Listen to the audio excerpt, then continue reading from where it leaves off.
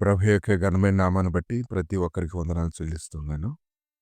ఈ ఉదయకాలమున హెబ్రీయులకు రాసినటువంటి పత్రిక 11 అధ్యాయము 8 వచనం. అబ్రాహాము పిలువబడినప్పుడు విశ్వాసమును బట్టి ఆ పిలుపునకు లోబడి తన స్వాస్థ్యముగా పొందనున్న ప్రదేశమునకు బయలువెళ్ళెను.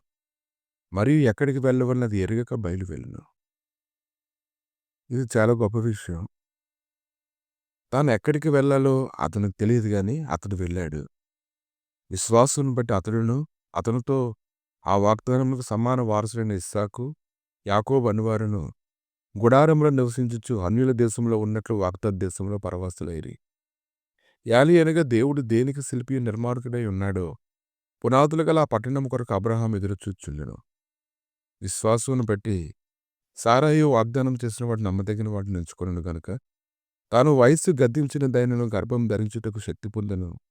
అందుచేత మృతతుల్యుడైన ఒకని నుండి సంఖ్యక ఆకాశ నక్షత్రముల వలన సముద్ర తీరమందరి లెక్కింప శక్యము కాని ఇసుక వలన సంతానం కలిగిన. దేవుడు పిలుచుకున్నాడు. ఈరోజు ఆయన పిలుచుకున్నాడు కాబట్టి ఇంక నువ్వు సందేహించవలసిన అవసరత లేదు.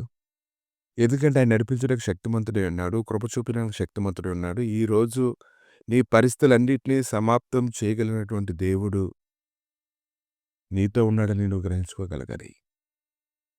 కనుక అబ్రహాము ఎలాగైతే ఆయన మాటకు లోబడి తనకేమీ తెలియకపోయినప్పటికీ ఆయన నమ్మిక నుంచి ఎలాగైతే అతను పరిగెట్టాడో అలాగే నీవు కూడా ఈ ఉదయకాలాన్ని క్రీస్తునందు దేవుని ఉన్నతమైన పిలుపును కలుగు బహుమానం పొందవల్ల నీ గురి దగ్గరికి నువ్వు పరిగెత్తాలి. భక్తుడు అంటూ ఉన్నాడు, కీర్తన గ్రంథము 28 అధ్యాయము 1 వచనం. యెహోవా, నేను నీకు మొరపెట్టుచున్నాను, నా ఆశ్రయ దుర్గమా, మౌనముగా ఉండక నా మనవి ఆలకింపుము. నీవు మౌనముగా నుండిన యెడల నేను సమాధిలోనికి దిగువాడి వలె ఆగుదును. నేను నీకు మొరపెట్టినప్పుడు నీ పరిశుద్ధాలయం వైపునకు నా చేతులు నెత్తినప్పుడు నా విజ్ఞాపన ద్వారా ఆలకింపుము. భక్తిహీనులను పాపం చేయవని నువ్వు లాగివేయినట్టు నన్ను లాగివేయకుము. వారు దుష్టాలోచన హృదయంలో నుంచుకొని తమ పొరుగువారితో సమాధానంగా మాట్లాడుదురు.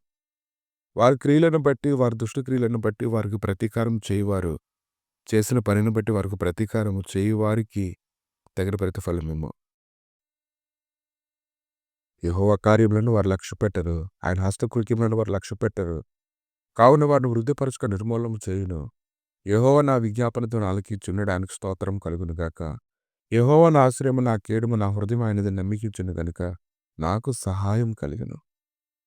కావున నా హృదయం ప్రహర్షించుచున్నది, కీర్తనలతో నేను ఆయనను స్తుతించుచున్నాను. దేవుడి దినాన్ని నేను రక్షిస్తాడు, నేను బలపరుస్తాడు. ఎటువంటి మనుషుల మధ్యలో, ఎటువంటి పరిస్థితుల మధ్యలో నువ్వు నలుగుతూ ఉన్నావో అటువంటి వాటన్నిటిలో నుంచి ఆయన నేను విడిపించి గొప్ప చేయడానికి ఆయన శక్తిమంతుడే ఉన్నాడు. కనుక నువ్వు ధైర్యంగా ఉండు, నువ్వు సంతోషంగా ఉండు. ఈ ఉదయకాలాన్ని కొత్త సంవత్సరంలో ఈ 4వ తారీఖున నువ్వు సంతోషంగా ఉండు. ఏ విధమైనటువంటి బలహీనతను బట్టి కానీ, ఏ విధమైనటువంటి కీడుని బట్టి కానీ తలంచుకొని దిగులు పడకు, కృంగిపోకు, వనకొద్దు, దుఃఖంలో మునిగిపోవద్దు. ఆయన నీకు ఆశ్రయము, కేడునై ఉన్నాడు. ఆయన నీకు సహాయం చేయవాడు ఉన్నాడు. కనుక ధైర్యం తెచ్చుకొని ఆయన వైపు చూడు. నిర్గమకాండము 24 అధ్యాయము 17 వచనము. యెహోవా మహిమ ఆ కొండ శిఖరం మీదకి దహించు అగ్నివలె ఇశ్రాయేలు కనులకు కనబడును. ఈరోజు మహిమ కలిగినటువంటి దేవుడు ఎలాగైతే ఆ కొండ మీదకి దహించు అగ్నివలె ఇశ్రాయేలు కనులకు కనబడ్డాడు, ఈరోజు నీ శత్రువులైతే ఆయన అగ్నిని చూస్తారు. వారు భయపడతారు, వణుకుతారు, అద్భుతం జరిగిస్తారు, కీడు నుండి తప్పిస్తారు. నీకు వ్యతిరేకంగా ఉన్నటువంటి గుంపు అంతటా ఆయన చల్లాచెదరు చేసి మహిమకరమైనటువంటి సన్నిధి నీకు తోడుగా ఉంచి ఆయన నీకు నడిపించునన్నాడు. ఈ దినమున గొప్ప అద్భుతం దేవుడు నీ జీవితంలో చేయని అన్నాడు. దాన్ని బట్టి నువ్వు స్తుతించు.